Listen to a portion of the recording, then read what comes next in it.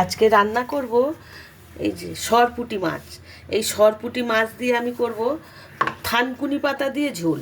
থানকুনি পাতা অনেকেই খান এখন জানি, কিন্তু থানকুনি পাতা খুব উপকারী। থানকুনি পাতা খেলে আমাশা ভালো হয়ে যায়, পেটের প্রবলেম সেরে যায়। থানকুনি পাতার অনেক গুণ।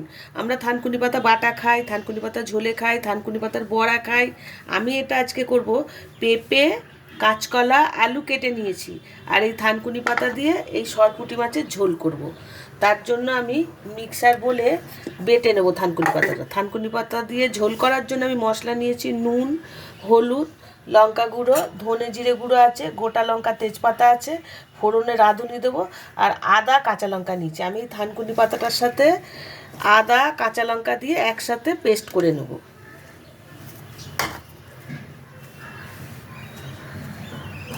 তিন চারটে কাঁচা লঙ্কা দিয়ে দেবো। এটা লঙ্কা গুঁড়ো দেবো না, আমি কাঁচা লঙ্কা দিয়েই করব। খেতেও খুব ভালো হয়, খাওয়াও খুব উপকারী এটা। আমি এখন এটা বেটে নেব। থানকুনি পাতাটা আমি বেটে নিয়েছি, এর সাথে দিলাম কিন্তু আদা, কাঁচা লঙ্কা আর থানকুনি পাতা।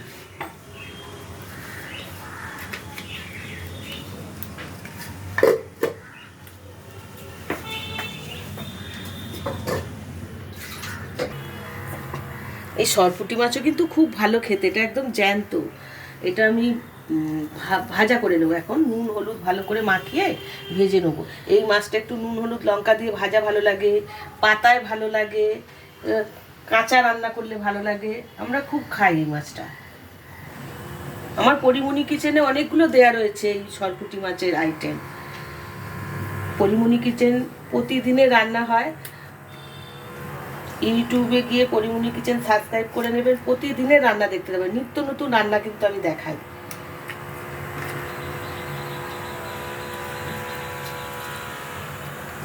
মাছটা নুন মাখিয়ে নিয়েছি। এখন কড়াইটা গরম হয়ে গেছে, আমি ওটার মধ্যে তেল দিয়ে দেবো।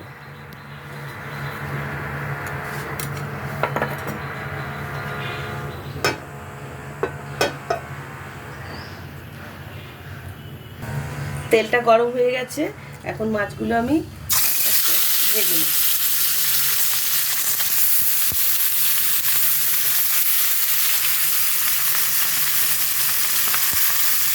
মাছগুলো ভাজা হয়ে গেছে, আমি এখন মাছগুলো সব তুলে নেব।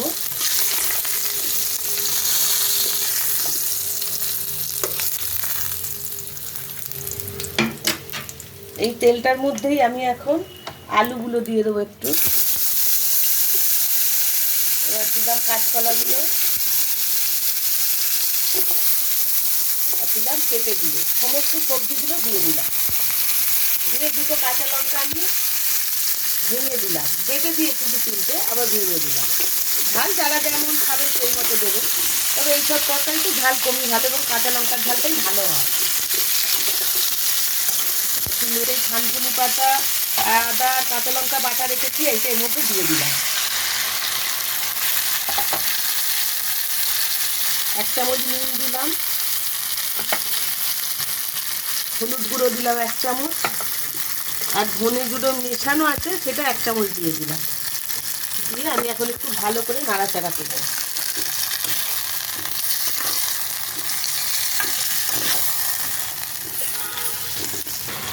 ভালো করে মিশিয়ে নিয়েছি আমি বাটাটা দিয়ে। এখন এইটার 1 বাটি জল আমি দিয়ে দেবো। এগুলো সিদ্ধ হবে, আবার কাঁচকলাতে একটু জল টানে বেশি, তার জন্য আমি একটু বেশি করেই জল দিয়ে দিলাম। ঝোল ঝোল হবে এটা। এখন আমি 5-6 মিনিট ঢেকে দিলাম।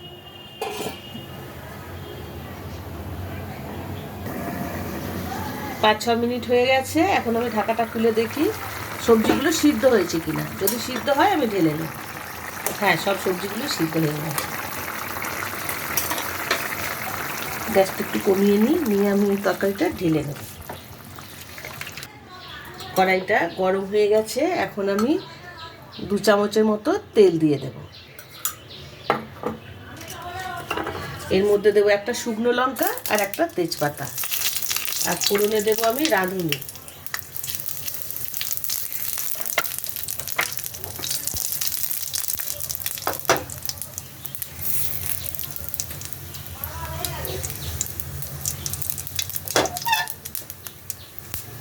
তেলটা গরম হয়ে গেছে, ফোড়নটা হয়ে গেছে, আমি এখন এই সবজি সিদ্ধগুলো সব দিয়ে দেব।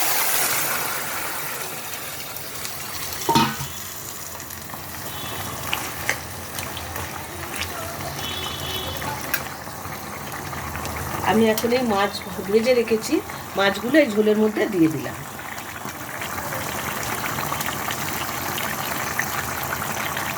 দিয়ে 2 মিনিটের মতো আমি ঢেকে দিলাম।